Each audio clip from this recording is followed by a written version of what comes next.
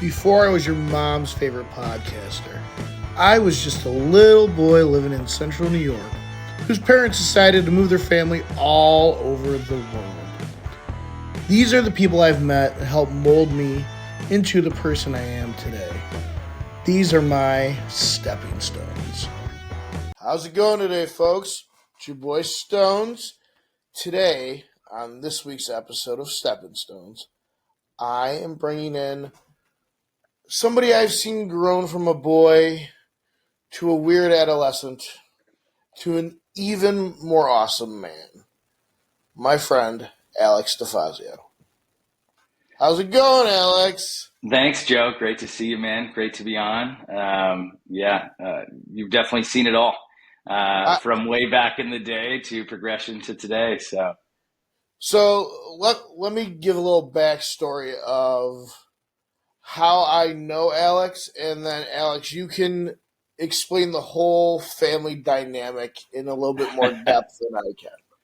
So when I was in ninth grade, new kid moved to school. He was this kind of goofy guy. I talked him into shaving his head into a frohawk, and that was one of my best friends growing up, Frank. And Frank had brothers and sisters, but a lot of us didn't understand the exact dynamic of the brothers and sisters. So Alex is one of Frank's younger brothers. Now, Alex, you explain all that for everyone. Yeah, so I guess for me, I would have been in sixth grade, maybe no, seventh grade when we moved back to Rome. And so Frank is the oldest of six. I kind of fall in that lower middle tier. And so I come from a pretty diverse, interracial, lesbian, had a household family. And that includes myself, my four brothers, and my one sister. And, I'd say right now it'd be construed as maybe a modern day Brady Bunch, Yeah, I think that would be a very, very fair assessment. Yeah. I think it is. And, my mom and my other mom, Michelle, they've been together for, 40 years now at least. Not quite 40. I'm only 38 as of yesterday, so not quite 40, but at least 35 years they've been together. And yeah, growing up in kind of this interracial lesbian has a household, you said it best, it's something that a lot of people didn't understand, especially Right. before we moved to back to Rome, being in a smaller town. Mike, my other brother, Mike, might have been the darkest kid in our school at the time. He was definitely probably the darkest kid in elementary school. And so that was interesting, coming from, little kids didn't mind it so much. They didn't, quite understand the intricacies of it or really care for that matter. You fast forward to middle school, and when Frank was in, freshman in high school, definitely eyebrows raised, questions raised, what is happening? How is this working? And so it definitely made for an interesting upbringing and, battling diversity and just, trying to find your authentic self with all of the noise around you with such a, complex situation in the 90s. So. Now it's funny how you said that, finding yourself there, because Alex, you have to be one of the most unique individuals I've ever known. Because I love it. I feel like you've dabbled in everything. You've had about 1 million jobs and done 1 million different things. You are one of the most charismatic, fun-loving person who the many years I've known you, very rarely even seen you get even super mad. And just tell us a little bit about what makes you you. Like, how do you look at things? It's an interesting question. And I appreciate your point of view on it, because I have a similar one as well. I think with having a bunch of siblings, it doesn't matter, what kind of family structure you had, there's always that level of competition there. And growing up, it didn't matter what any one of my other siblings wanted to do. I also wanted to do it. So I found myself at a young age, and especially into my teens with some other things that transpired, just having a completely different shift of how I approach and how I receive everything around me. And that Right. it was came from more of a place of compassion and understanding, because I saw people around me at a young age not understanding and not, have taking the time to really think about, why is this person ticking the way they're ticking. So I took it upon myself to really, use that as my baseline for everything, with Right. a fundamental of understanding and then just accepting everything, and before judging it, giving Right. everybody and everything the benefit of the doubt, no matter how crazy or one off it might be. And that has, and I've extrapolated that throughout my life. And I think it's gotten me to where I have with the different jobs and different locations and different circles and experiences just because of that. I welcome everybody and everything, regardless of point of view, and until there's reason to think otherwise. So, Right. Right. That now, like you talk about how you moved all over and you've relocated. Now, I want you to highlight some of these wild experiences and jobs that you've done as a young adult. yeah, to give some backstory, grew up in upstate New York for the folks listening out there. And it was a small town, and that, there wasn't that much to do. Everyone's trying to have fun and play sports and just be people. And um, I kind of felt like I needed more, that I didn't see enough, that I wasn't doing enough, and burnout of the standard, let's do college, let's learn things, let's whatever it might be. I wanted adventure. And so my first big move for me was from New York to North Carolina, where I had this goal of just walking out and playing football um, at one of the local colleges, A&T actually in North Carolina. And so that was a big step, going there, just kind of picking up everything and just moving there. Luckily, my mom had gone there a few years prior, so it wasn't as off putting, because there was some kind of safety net there. But still, I Right. moved there, lived on my own, got a house on the campus, tried to walk on, play college ball. Um, and so that was like my first leap of faith, if you will, and really Right. shedding the fear and embracing change. And I feel like those things really are go in tandem for success. Um, and so getting out of your comfort zone. And so that was the first big move, North Carolina, from New York. And just, I think the interesting thing about, just moving in general is you have that in your back of your mind. Like, I'm leaving all this behind. I'm leaving this comfort, the things that I know, the people that I know, and how do you bridge that gap, Right. and it's shedding that fear and just putting it in yourself. Hey, you know what? I'm going to conquer the world. So it really doesn't matter. I'm going to meet anybody anywhere. And it's interesting because earlier I said embracing your authenticity and finding yourself, and I think that's important. A lot of people think, oh, if I'm going to move, I'm going to reinvent myself, I'm going to change who I am, and I think to some extent that's true. You always got to be changing and evolving, but keeping true to who you are inside and what you really want and the things that matter most. And as long as you do that and you hold on to that stuff, then everything else kind of falls in place. And those friends that you're looking for, those new experiences, the new job, it really, me personally, I found things always tend to work out if Mhm. your mindset's right, if you're looking at it objectively versus, hey, I'm just going to throw this piece of shit at the wall and see how long it's going to stay there without a plan, no duct tape or Right. anything. It's not going to go very far. So, Right. um. So, all right. You moved to North Carolina. You head to walk on football college thing. How did that work out for you? mm, you know, it did not work out that great, walking on. Yeah. I was a great football player in middle school and high school. I kind of got outsized, um, and there were just people better. I think of myself as more of like a Doug Flutie. I'm short and quick, and I can just heave the ball 60 yards. That's what I had going for me. So trying to walk onto a primarily all black college who had a terrible win streak, I thought would be pretty easy. Yeah. Get a minority scholarship. Um, and my transcript did not transfer that first year. So I was like, well, am I going to take another year off or take the semester off, or do I go somewhere else? So I ended up going to Guilford Technical Community College in North Carolina. Still lived on the campus of A&T, so held some of the raddest parties of all time. until that house ultimately got burnt down. That was unfortunate. Jeez. And so that was great. And I lived in North Carolina just for a year after that house burnt down, partially burnt down. And then decided I was going to make a new change. And the interesting thing about that fire was Frank was living with me at the time. My Sal was living with us, and we lived in this 3-bedroom, 1-bath Rambler right on the campus of A&T. And we hosted these rad parties. We had a bar converted in the kitchen, this huge beer pong table built out. And one night, a friend and I at the time you talk about those odd jobs, I at the time was a stockroom manager for a company called Toys and Company. And it was the fall season, and there was a huge push for Christmas toys. And at the time, there was this thing called Webkit. So I'd work super late nights stuffing these stuffed animals and outgoing orders and stuff.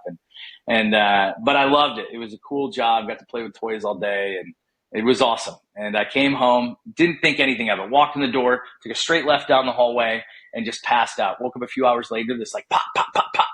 And opened my door, like 4 feet of smoke, just billowing down the hallways. And I'm like, bear crawling down the hallway, and turn left, get into the kitchen. And that popping sound was actually the entire refrigerator, all the whatever the material is made out of, popping like popcorn, just bubbling and popping.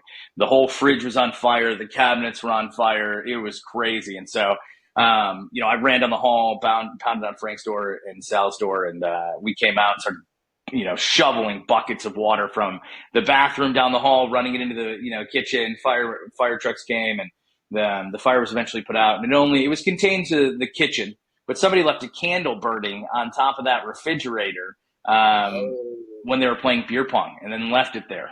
I won't name names, but we know who did it.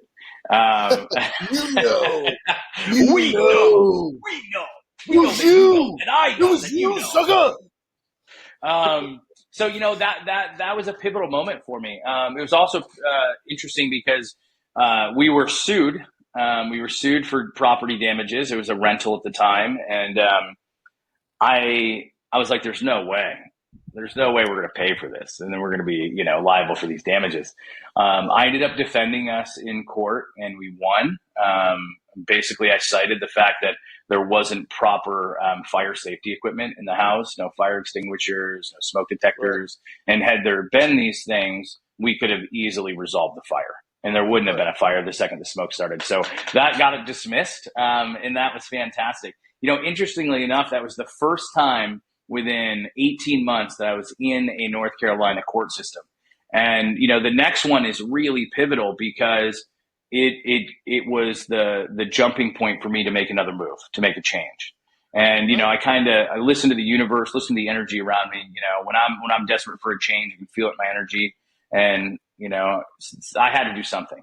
And Frank, myself, and my youngest brother, Simon, we were traveling on I-40 in North Carolina in my old 92 Buick LeSabre. I mean, grandma's car, dude. Loved it. Loved the boat. It was maroon. It couldn't have been any more of a grandma's car than this car. And my younger brother at the time had been passing Frank and I these beef jerky sticks that we had picked up from some local convenience store in the country. And we got pulled over on I-40 by an ALE agent, which is an alcohol law enforcement agent, in an unmarked police car, who took us all out of the car, put me, Frank, and Simon on the road, and found a box in the back of the trunk that had a bowl in it that had just some residue. No weed. We weren't smoking or anything. But he gave me a paraphernalia ticket for that. And because of that, it's really interesting because of that, it was a misdemeanor. I could have lost but because of the specific charge it was, I would have lost my scholarship and all my federal funding had I been found guilty in any capacity. So all the attorneys said, just plead guilty. You'll take a drug class. You'll do whatever. And then you'll be on your way and it won't affect your federal student loans. And I said, I'm not going to plead guilty to something I didn't do, like in any capacity. Like, it was in my trunk. It wasn't even mine. I was driving, but I was helping my brother move. It was in a box. So it is what it is. But we weren't smoking. Had I been rolling a fatty or, puffing down a Dutch, I'd take my consequence. But in that instance, absurd. Wouldn't do it. Love the cup, sir. And this is I have one upstairs. I've never used my bowl cup though. I haven't used it either. This right here, this is a bong cup. It says, hydrate on it. It's from the National Cannabis Festival this past year. It's the largest plastic cup I have to hold this much iced coffee. So this is why I went with this one today. I think it was a very good choice. And so, fast forward a few months, and I had decided to join the Navy. And I didn't just decide to join the Navy. When I really wanted to change my life, I wanted to do something different where it wasn't about me. I wanted to feel like I was making an impact. I wanted to feel like I was contributing something. I didn't feel like I was fulfilling anything. So I joined the Navy. And I didn't just join the Navy. I wanted to be a Navy SEAL. I signed an 8-year contract. That was it. I started training, running with a pack, like really changing my lifestyle and mindset. And that lasted about 2 months, 3 months, I would say. And, my parents had asked me questions, what are you doing? Why are you going to do this? Like, this is dangerous. And I said, I want an adventure. Like, I want to go do something epic and I want to see the world. I don't want to just be stuck here. And so, a great family friend of ours, Mark Tamburino, he was like, dude, if you want to do something epic, just go move to an island or something. I said, oh, really? That's a great idea. Sure, I can just move to an island. It was Never Land. You think I just got money just lying around? And but it really was that simple. And it really started this chain reaction because at that time, because I had that pending marijuana paraphernalia charge going through the court system, it had voided out the contract that I had made with the Navy. Now, had I had been found guilty or innocent, it would have been erroneous. Like, I could have been guilty of it, signed the contract, and gone forth in the Navy. No big deal. But because it was still a pending litigation with the U.S., the U.S. Attorney's Office in the state of North Carolina, it voided out the contract. And so I had two options. Once I was found guilty or innocent, regardless of how it played out, I could sign my papers back with the recruiting office and just go forth in the original plan. I was found not guilty. I represented myself again, second time in a North Carolina court, and I was found not guilty.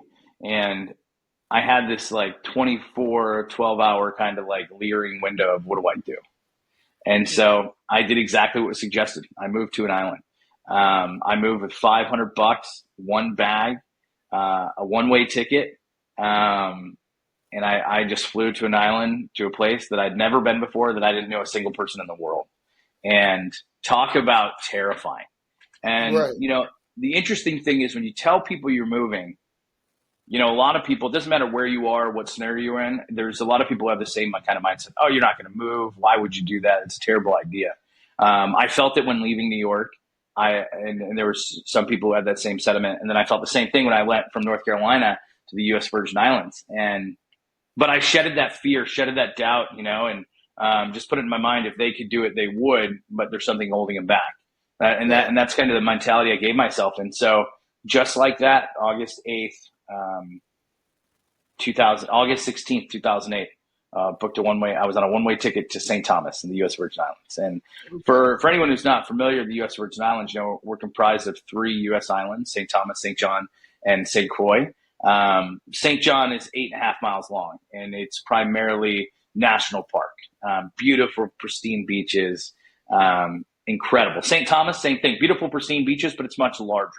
You have a population of probably now around 60,000 people. It's commercialized. They have Tutu Mall. They have Tire Kingdom. They have a Costco, if you will, called Cost US, and they got McDonald's, Wendy's, Hooters, and down in Crown Bay. So it's a happening place, and you have huge cruise ships coming in, and St. John was nothing like that. So I remember when I first landed in St. Thomas, and I'm sitting in the back of this pickup truck on the safari with my bag, and I have no idea where I am or what's going on. And the drive from the airport St. Thomas to Red Hook, which takes you to the ferry to St. John, it's maybe 45 minutes, depending on traffic and things like that. But it was terrifying because what you're seeing is you're seeing different parts of the island on St. Thomas that aren't showcased to tourists. The decrepit side, drug use side, some violent side, homeless. Homeless down on the island is a big thing. So you see a lot of that. And as I'm driving, I'm thinking, I made the worst fucking mistake in my life. This is fucking terrible. And that all changed when I got on the 3-mile ferry ride from Red Hook to Cruz Bay in St. John, it was bliss. I mean, it was absolutely bliss. Yeah. I landed over there, and when you get on St. John, the first thing you see is high tide and beach bar and all these like bars along this beach. You see these dinghies and boats in the water, but crystal clear blue water. If there's a Right. dolphin, you'll see the dolphin. It's just it's That's perfect. awesome. And at that moment, everything kind of shed away. The fear about it, the anxiety about it. I was there, and it wasn't that I was just there. It was I was free from everything that's ever been before, but still wanted to maintain that sense of like I'm not trying to reinvent myself. I want people to see me. I want to be me, and I want to live it. And that's what happened. I remember meeting Regina right in front of Beach Bar. Right when I got off the ferry, I walked on the beach, toes in the sand. And outside of Beach Bar, they had this little yellow hut. I don't think it's there anymore. It could be. It was called Noah's Arks. And all they do is run out these yellow 6-foot or 8-foot or 10-foot dinghies, a little tiller on it for you to just tool around the island. And you take your own dinghy out. Right. And I remember sitting there with Regina and telling her I just moved here. And she's like, when'd you get here? I was like, right now. I just got here. And she was so kind. And she hooked me up with some weed. She pointed me in a place where I could get some papers in a bowl. And we ended up smoking. And from there, it was absolutely epic. I think I was down there until the end of 2014. I was there the entire time. I came back stateside 4 times for a total of 10 days in those years. That's the only time I came back. Definitely missed the family sometimes. That was probably the hardest part. And not like seeing my sister's kids grow up and, those kinds of things were difficult. But at the end of the day, it was necessary. And it was necessary for my own personal growth. And I think that for anybody, if you're not going to, if college isn't for you, if, whatever it might be that's not for you, I mean, I think the main focus is always learn, always just grow your own mindset with the exposure of different cultures, different things, technologies, different ways of life, because it gives you not only an appreciation, but it gives you just a little piece of concept of how can I do things differently? What's a better way to do it? And so, man, it was epic. It was epic being on St. John. Some of the family that I have now from down there, and some of the things that I experienced, like being out open ocean, a day away from land on a little boat with just you and your buddy, and me not knowing how to sail, like things like that, terrifying. And especially being from New York, not being around the Right. ocean and stuff like that, but the ocean was definitely something that I didn't know I was missing from my life. And, that salt wall, that saltwater way of life. I mean, it's real. And so for those years, I mean, I try to walk, to the beach every day, which my favorite beach is Solomon. The only way you can get there is either by boat or by walking, and Right. hiking through these trails. And, it's a screensaver. I mean, if you look at it, you're like, oh shit, I've seen that before, but it was in a calendar or something. Right. And it was epic, but being there and everything that transpired got me kind of to where I am today. And that when I got down there, I met this guy named Tim Keogh and his wife, who had started this company, Kinsale, which was this e-commerce government contracting firm. And they'd open an office in St. Thomas to help with some tax status and to build out a different opportunity. And so I worked for them for years. And that shift in 2010 was really interesting because I kind of found myself a little isolated on an island where everything's really driven by tourism and the service industry. Most folks are working in, they're bartending, they're waiting tables, Right. they're renting boats, they're taking out charters. Most people are done relatively early afternoon. I found myself commuting back and forth, getting home at like 5 o'clock, but my commute was on a boat every day. So, I mean, was I Right. really that upset by it? No, not really. But it was different. I'd get back and, everyone's at happy hour and everyone's doing this. And I'm like, shit, I got to unwind and figure out something different. And so the closing of that chapter was pivotal. It's pivotal for where I am now, for my family, for my wife, my 3 boys. It's pivotal because when I moved, which was another like just heart throbbing, like what do I do? Am I making a mistake?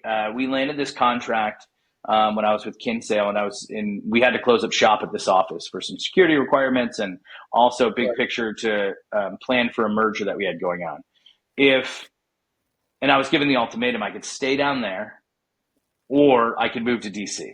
I'd never been to DC. I'd never been to the area. I didn't really know, what I was looking at. But talk about drastic differences. You got companies down on the island that their slogan and get some business is "We show up," because so many people they'll book and they just won't show up. You want your house painted, you hire the wrong person, they might not show up for 3 weeks, even though they said they'd be here, Right. last Tuesday. So it's just island time. It's real, and the mentality of people, the difference of financial classes and tiers. It just really doesn't exist in a place like that. It didn't matter if you were, the mayor, if you own these businesses or these businesses. You're all eating at the same place. You're all Yeah. swimming and fishing in the same ocean. You're on the same 8 Mile Island. So that kind of, there's obviously poverty. You see it, but everyone's mindset is still the same. Everyone's still the people. And what I thought was most fascinating about the island is even the homeless down there can really make something of themselves. And there were a handful of local, I don't want to say homeless. I don't know if that's the right term in this instance, but they would hustle, and you'd see guys who lived on the beach, but they were carrying packages from one business to the next, and they were working, taking out garbage, like doing things and being contributing member to society. And that's what was really interesting about being on St. John specifically. As long as you were a contributor, in some capacity, you were welcomed, right? But you saw people's torches get put out, like on Survivor. People who couldn't handle their booze, people who couldn't. When I moved there, Larry's Landing was still open, and it was $3, pour your own. So you go in there, and it's just like, hey, let me get a rum and coke. They'll ask you what kind of rum. You put up your $3, and they give you the bottle of rum, and they give you the Coca-Cola, and you make your drink however the hell you want. And that mentality, it was there everywhere. Like there's bars that you would go to on islands where nobody's there, and it's just a full open bar. You do whatever you want, but you're contributing. You're putting that money in that jar. You're paying for what and everyone had that mentality. Do what you need to do to contribute. And so I saw friends and people who moved and left because they couldn't hold their own liquor. They couldn't, keep the drugs at bay. And being on an island, things flow through there, and being mindful of, your consumption. I think everyone should try a little something every now and again, in moderation, and see what you enjoy. And as long as you're not hurting anyone or overdoing it, and Right. you can control, I think that's important, to learn who you are and, what's important to you and the values. So it was a wild time, man. It was a wild time. I had some of the gnarliest experiences that, I'll look back on forever, Right. forever. Just as simple as, scuba diving and putting in giant anchor rings for boats and helping people clean up after tropical storms and after devastation, and experiencing just a different way of life. It changed me so much for the better. Right. And it gave me a better idea of what I really wanted. And so spending the majority of my 20s on St. John on this tiny island with, 3,000 people year round, it was incredible. And I would tell anyone, who's young, not sure what they want to do, go move somewhere. Don't even think about it. You can do it. And as long as you're authentic and you're honest and open with the people around you, in most instances, you'll get that helping hand as long as it's returned. Right. I was welcomed so, just open armed. And this guy, Chad and Todd, who owned Woody's at the time, they knew Mark, and they hooked me up with a place to stay for a couple weeks. And I stayed on this eco-friendly campground, which was dope, at Cinnamon Bay, one of my other favorite beaches, there for a while. And it was awesome. It truly was an epic, epic experience for sure. That's awesome. So that's what led you back stateside? Yeah. So I held a bunch of different jobs there. And before I met Tim, I worked at Noah's Arks, and I rented out those dinghies, learned how to fix up two-stroke engines, clean boats, give people safety, instructions on how to operate. And then it was really just sending out tourists and then bringing them back. And if their boats broke down, or they had water issues out there, going out and assisting, coming back. And and then taking care of the boats. My friends and I did that. Kim and Joe owned it. It was an incredible little business. And I started doing that in a slightly grander scale. And I'd start taking these 15-foot center console boats with these 90 horsepower Evinrudes on it. And I would take this boat full of gas tanks. And every morning at like 5:30, 6 a.m., I would drive it like 10 miles south side of, where's that north side? South side of St. Thomas. And I would go all the way to Crown Bay where the big cruise ships come in. And at the time, my job was running cruise ship tours. And so I'd pick up couples coming off the boat, and they would get in their own boat, these red and white inflatable boats, and they would follow me around. And I would bring them to Joe's Rum Hut on this little water island that's across from St. Thomas. I'd show them some snorkeling sites, give them some history about these dive areas. We'd have lunch, and then I'd bring them back, and then I'd race the sun back every day. And it was terrifying, not being, and I was only on island a couple of years when I got this gig. And, when you're in this small boat and the swell's changing and the tides are changing and the sun's going down and you're out there alone, not far, it is daunting, and you're hitting these waves and you're just getting tossed and you're just like, right. But it was also cool at the same time because where I picked up these people in Crown Bay, that's where the Hooters was, all the tattoo shops, all these high-end duty-free cruise destinations that people go to. So my buddies all the time be like, hey, can you pick me up, a junior bacon cheeseburger from Wendy's, or can you bring us some wings back? And so I was constantly, running fast food back when I worked there. And so I held different jobs like that. I did villa maintenance, I bartended, I waited tables. And my first job there was actually in this place called Big Planet, which was this amazing surf shop and clothing store on the island owned by this guy Pretlow. And I made incredible relationships with the people there, and it was awesome. And then I met Tim bartending, or was I waiting table? I was waiting tables at Sundog Cafe, and I met Tim Keogh and his wife and his two daughters. And again, charismatic, like you said. I like to be boisterous. I like to have fun in all scenarios. And I said to Tim, you guys want to do some shots? And I don't know what they said. I think they were like, it's kind of early. And I was like, nah, it's not early. I'll do one with you. And so we always did these things as shift shots called Little Buddies, which is just Jägermeister and triple sec. I know, but it's way better than you think. It tastes like toothpaste, like mouth. Oh, it's so good, so good. That or beer shots. I'd say beer shots are the way to go. It's just cooler. So they did some shots with me. They loved me. We hit it off really well. A few weeks later, Tim hit me up, asked if I wanted a job. And at the time, I started off making nothing. I mean, I think I was making, what was my first salary there? And this would have been 2010. I think I was making 30 grand a year. Cost of living down there is extremely high. Not for the good, good fun stuff. If you want cigarettes or booze or, anything like that, super cheap. But, you want something like a gallon of milk, some ice cream, some apples, you're paying out the wazoo. And so it was backwards like that. I think the prices now are just really high everywhere. But so I came on board, worked with him for a while, and, that was nerve-wracking in itself. I'm like, dude, I don't know anything about technology. I've never written code. I've never done any of this. And it was more about using my skill of, just optimism and being charismatic and just, an awesome person, I guess, just using that to, meet his customers and help his customers with his issues.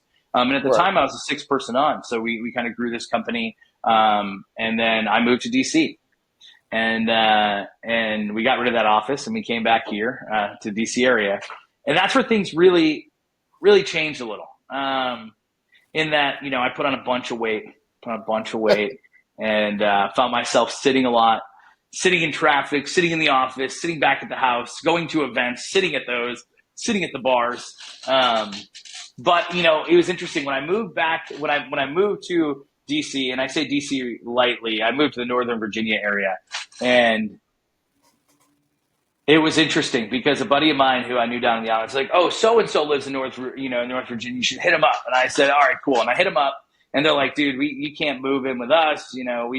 We already have 2 dogs, and I had a dog, Flex, rest in peace, my man. And he was the best, but they're like, dude, you can't move in with us. We have too many too many dogs, can't do it. And I was like, oh shit, no worries, no worries.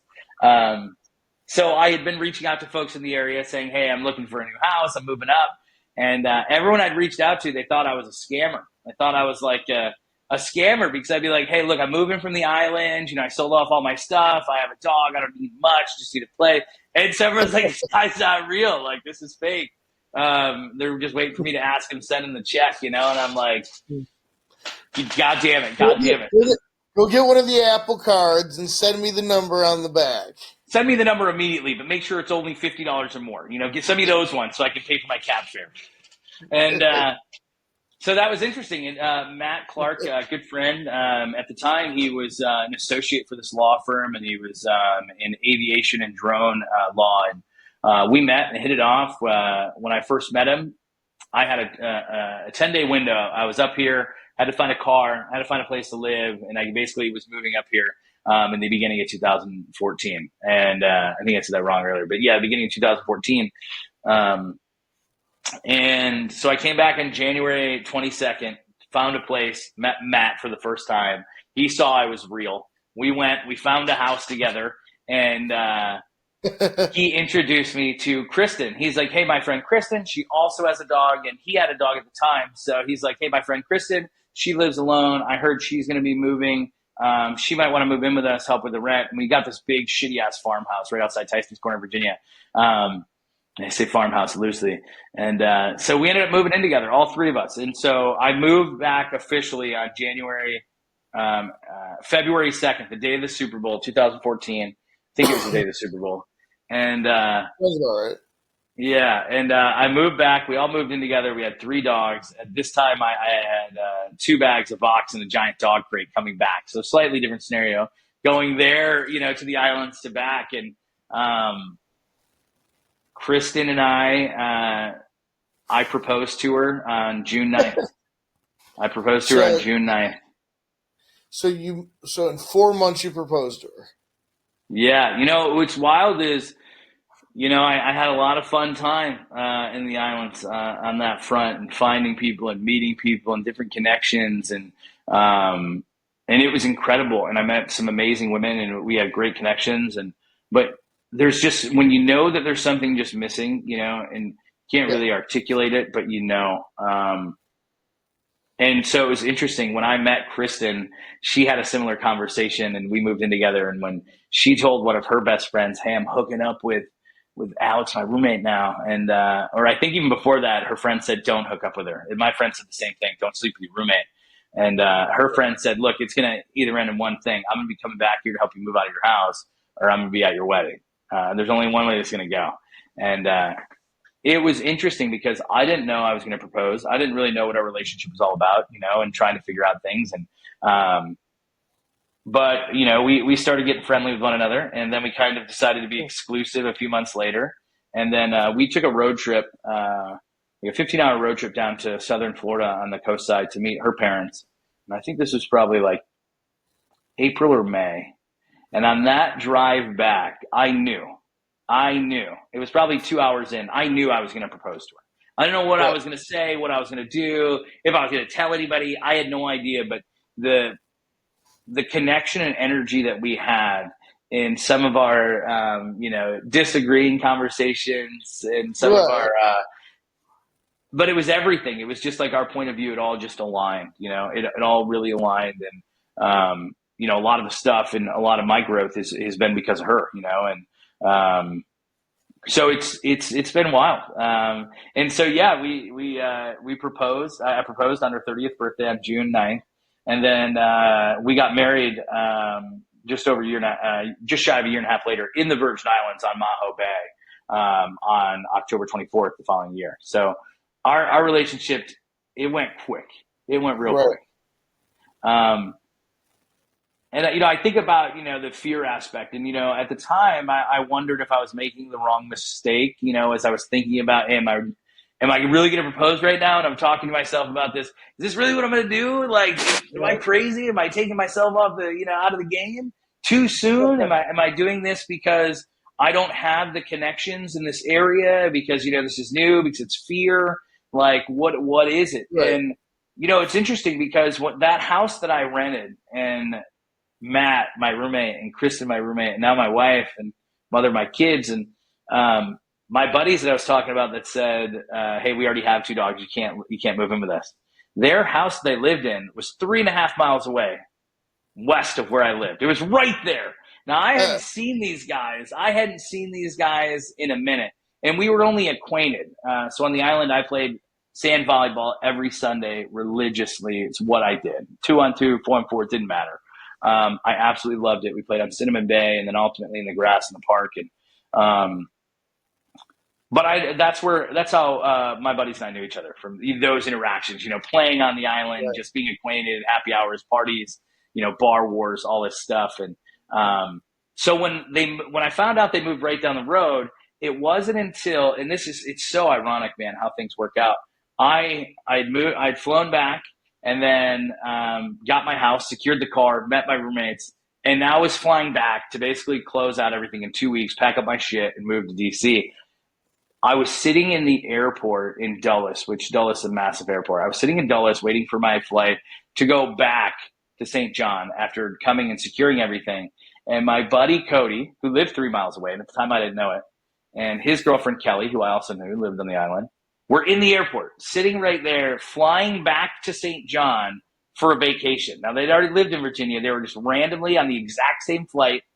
And now, mind you, this dude like straight up ghosted me and said, "No way you can live with us, dude." 10 days prior.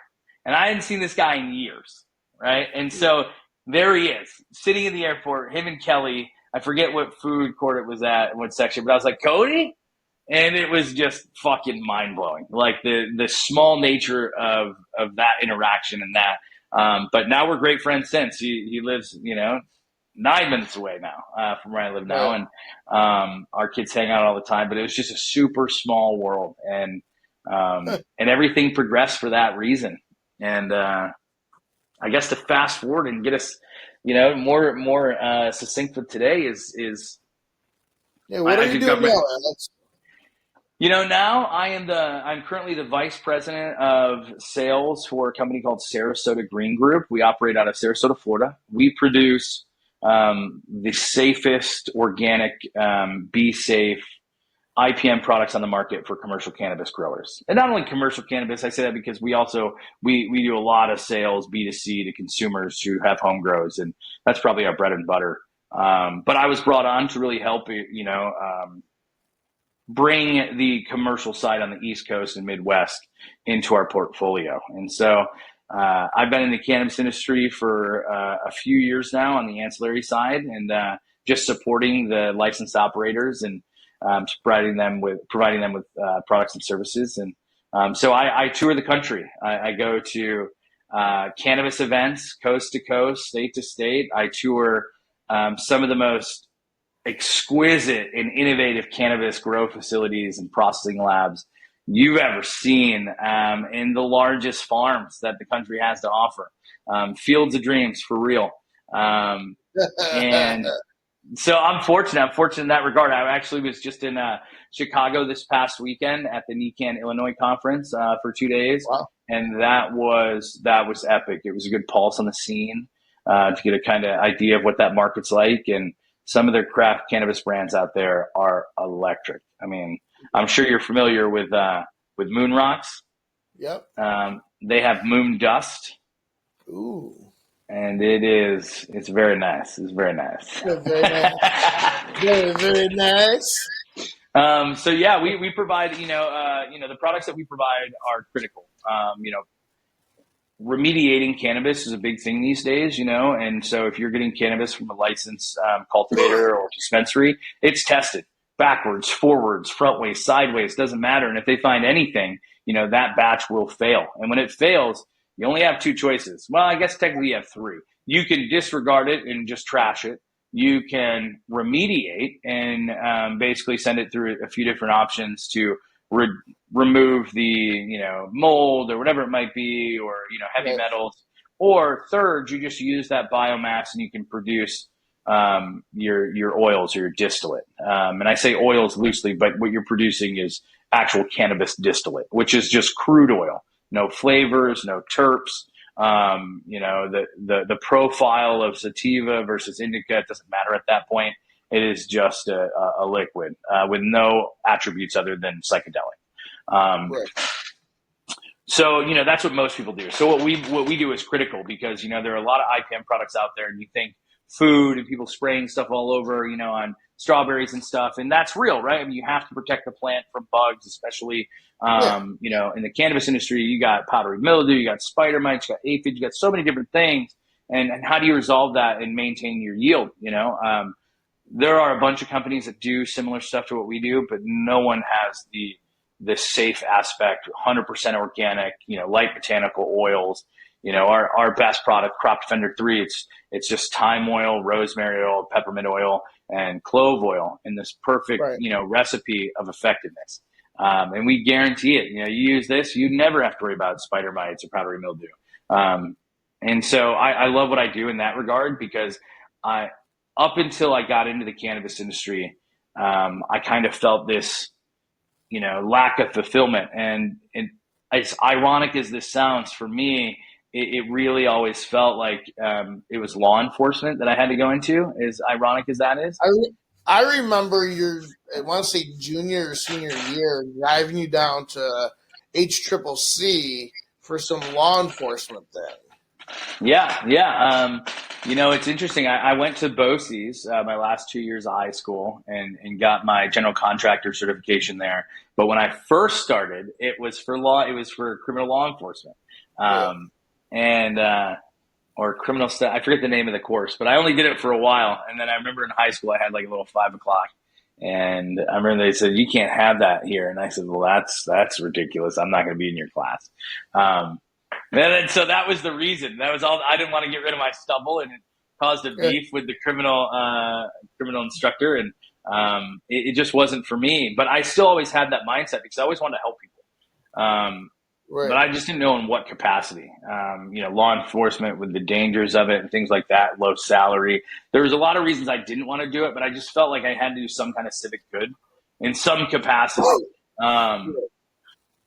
But I went the other direction. I went cannabis. My goal will be to have my own operation at some point. Whether it's awesome. And on the DL, I am creating a tech platform that we're going to launch here soon. It's a side project that we want to use to try and to help bolster the ancillary companies in the industry and help operators, connect with the right innovative tech, whether it be batteries or carts or new nutrients, and really build this platform to bring together the fragmented data from state to state. So that, and being in it for so many years, and I feel like that's where I can help. And it wasn't until I got in the cannabis industry that I realized that, you can do a lot of things. You can have a lot of jobs. And that saying of, if you love what you do, will never feel like work. There's some truth to that. I never thought I'd be selling, pesticides, if you will. But if that's your mentality, right? If your mentality is I just sell this product. Well, yeah, that's kind of lame, right? I mean, I don't just sell a product, and if I had that mentality, I would get bored day to day, the monotony of the no, I'm not interested, the hangouts, especially in sales, that's what you get a lot of. And, but for me, it's that mentality shift. And I think that, if you see yourself as providing something that's critical for whatever industry you're in and providing a critical component for the people or the products of that industry, then you can find that sense of fulfillment.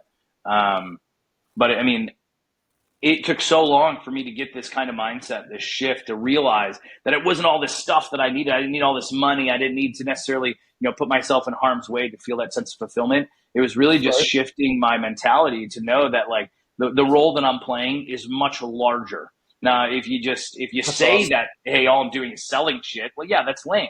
But like what I'm doing is a critical component of standardizing the legal industry that is at its most infant state. I mean, we're not even in all the states, so it's so infant, and the infancy of it is wild because you see all these different markets from state to state. You see just crazy prices from one state to the next. You see, Oh yeah. some states that you're paying $4,000 a pound, and you see other states where you can buy pounds for 300. And until there's a really shift in the mentality of the main population and the people governing us, and and until we get real good tax structure in place and interstate commerce, like the industry is always going to have these kind of like individual market segments and these nuances that are so different state to state. I don't know if Right. you're familiar, Joe, but in Ohio, they're wonky. In Pennsylvania, they're wonky. They're considered non-combust state. And so you can't buy pre-rolls in those states, and it's Right. technically illegal on paper to put fire to flour. Like in their laws, that is illegal. Now So you you want can to talk about have some that makes no sense. Oh, it makes no sense. So you can buy flour, but you're supposed to, you're supposed to vape it. You're supposed to, put it in a device. You're supposed to, you Make know, it edible. yeah. So edibles are a big thing there, chocolates, and they have a really robust edible market in Ohio. But being that they're not quite rec yet, I've only got to sample certain things as I come in and out of state.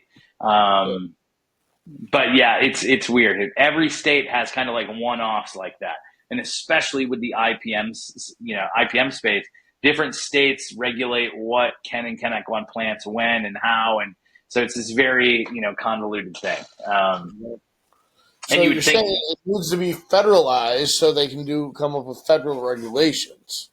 yeah, and that's scary to a lot of people in the industry because if too much. I love crypto, and I know it's an interesting segue, but like crypto to me and the powers behind it, it's because it's unchained. There Right. is no regulatory aspect of it, and I love cannabis and I love the market, but it is by far the most regulated industry in the country. It is Right. touched and retouched and taxed and retouched by every aspect that it goes through, from tracking products to what you can and cannot do with your plants, how it has to be scanned and packaged, where it gets put in. So it's really, really bizarre. And I love everything about it. I love every aspect about the industry. I love talking about cannabis. I love being about it. I think it's important, but I'm not one of those guys that, I'm going to flaunt it in inappropriate spaces. I do believe that it needs to be made mainstream, but I'm not going to wear like my big weed leaf or my Cheech and Chong shirt, to my kid's soccer game. I have a little bit more Right. class and a little bit more, just overall concept of the people around me than to do that. But I think it's important. I think the regular conversations about it, because there still is that kind of taboo aspect, this black label that's still affiliated with it. And you see it more and more with these, with a lot of the Delta 9 and Delta 10 products that are coming out. And not that there's anything necessarily wrong with the product.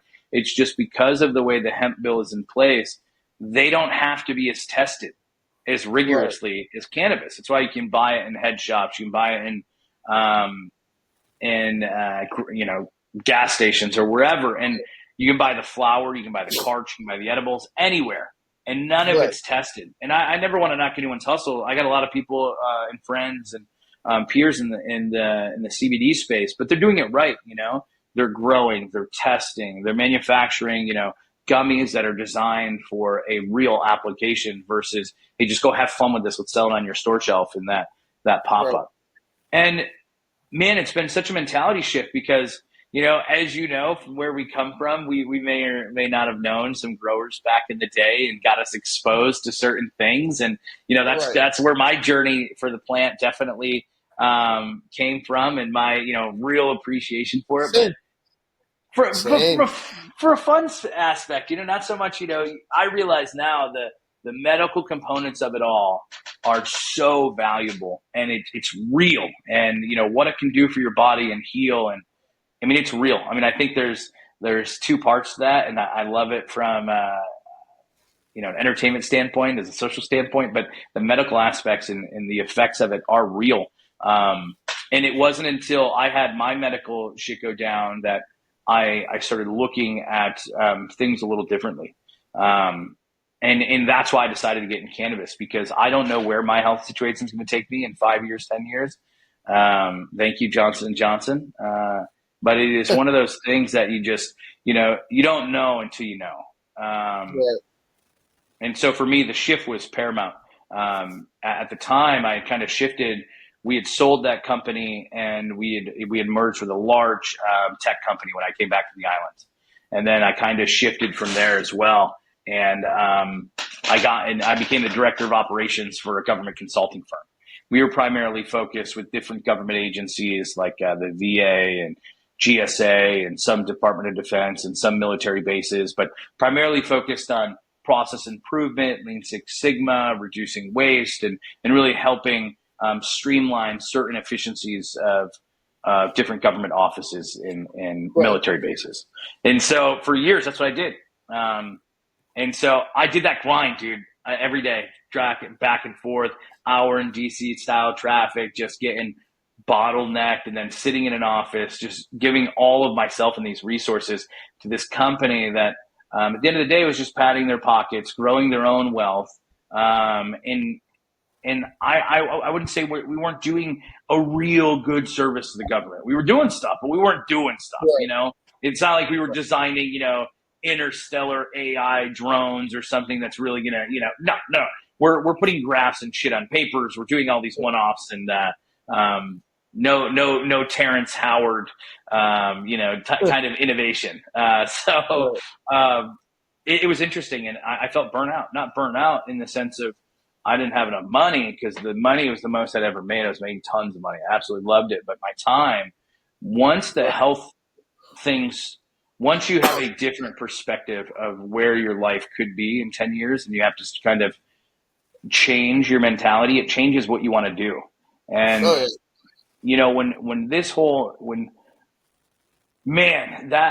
I think it was probably the day after I left the emergency room. It was probably one of those things that I realized that, like, I'm never going to do anything I don't want to do ever again. And not in the way that, like, hey, if my kids, don't want to listen, I'm going to punt them through my fence or something like that. But, like, I'm going to do whatever I want to do. I got doesn't what you're saying. And so I needed to make a change at that point. And so it was like, what do we do? How do I go forward? What am I passionate about? And so I started a company back in July of 2021 called Nova Green Thumb. And the whole premise of this was to give away free cannabis. And I know that sounds crazy, and it wasn't advantageous for a profit, I promise. But it was about, creating a network of folks in Virginia. And it didn't take off the way I wanted to, because 3 years ago, online marketing for cannabis was really tough, especially if you didn't have money to throw at it in the right way. So it didn't grow the way I wanted it to. But ultimately, I grew a bunch of plants, and I'd give away plants. Somebody wanted a plant this big, this big, this big, didn't matter. Here's your plant. Here it is for free. Let me teach you the techniques. Let me teach you how to grow. Let me teach you the best way to maximize your yield, look at your strains, diagnose problems. And so we would get a kickback on residuals as far as, like, service fees. Let me come out, install this grow garden, install these plants, walk you through defoliating or topping. Let me walk you through, identifying different mites or whatever you might have, or telling you when you need to yield, or, when's the best time to cut your crop down or dry it and stuff. And so it was awesome.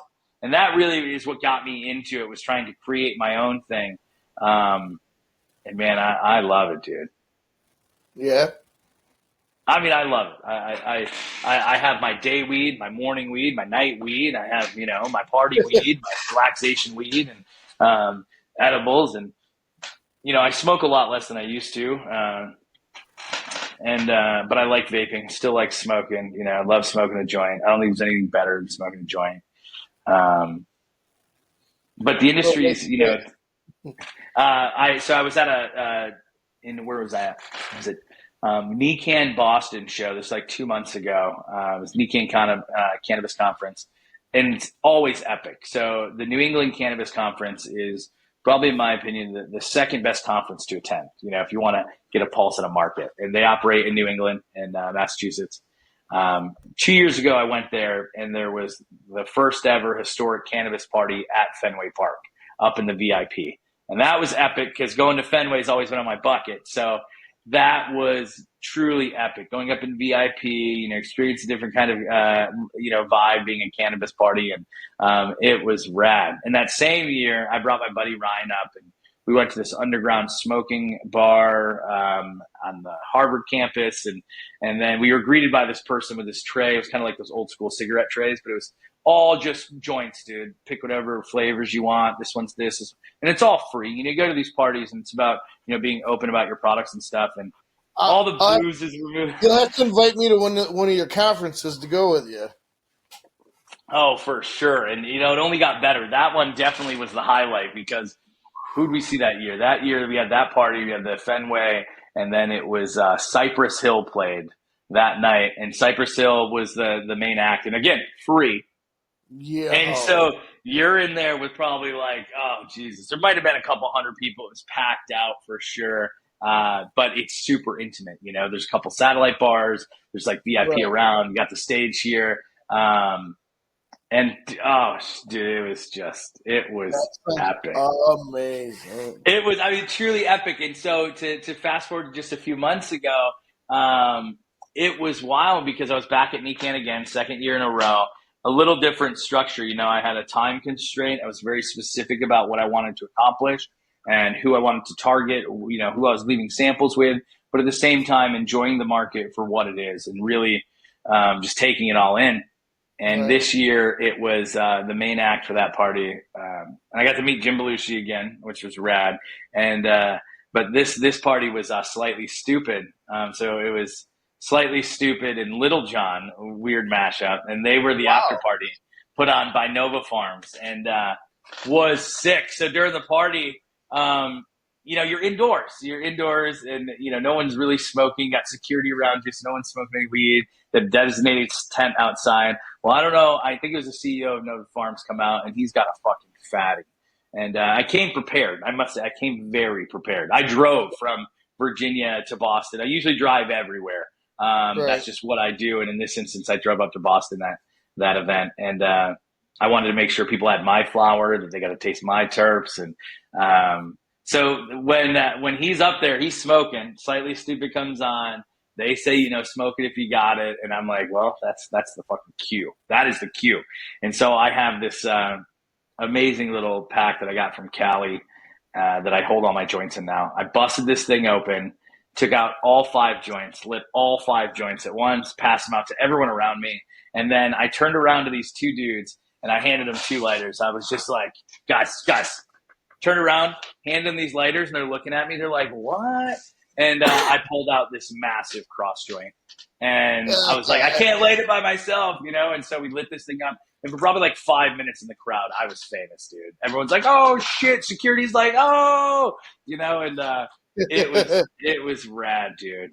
So I try not to smoke as much, but, when in Rome, right? And that's where you're from. Every day, baby. Well, Al, we're hitting the hour mark, and I want to thank you so much for coming on. And anytime you want to come back on, pimp anything that you're doing, anything you want to shout out before we get off. Yeah, shout out to the 315 for sure. Shout out to you, Joe. I love what you're doing. Love your personality. Still the same as always. I fucking dig it. And yeah, just thank you for the platform, and I'd love to be on again, and we can dive into some of the intricacies of the past 20 years. Oh yeah. Thanks for being on, buddy. Thanks, Joe.